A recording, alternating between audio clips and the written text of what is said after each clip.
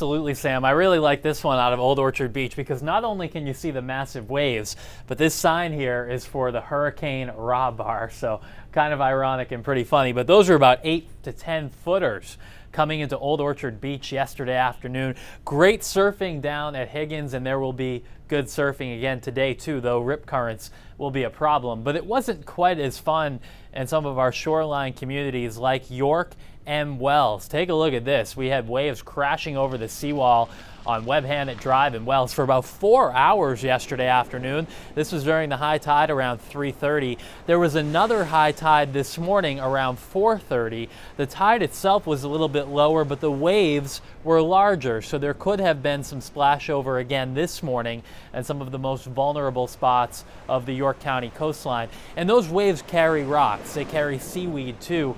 And a lot of those cars were just parked there yesterday afternoon getting buffeted with salt water, which is not great at all. The good news is I think the worst of the tides are now behind us. The coastal flood warning for this morning has been dropped and it's been converted to a coastal flood advisory for this afternoon's high tide. There could still be some minor splashover, but I don't think we'll get the dramatic images like we had for several hours yesterday.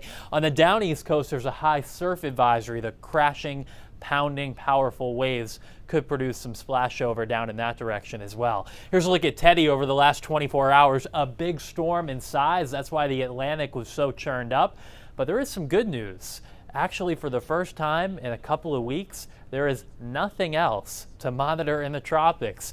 Paulette, Teddy, and Beta have all weakened, and there are no tropical waves to watch for formation in the next few days. So at least for now, we get a little bit of a break.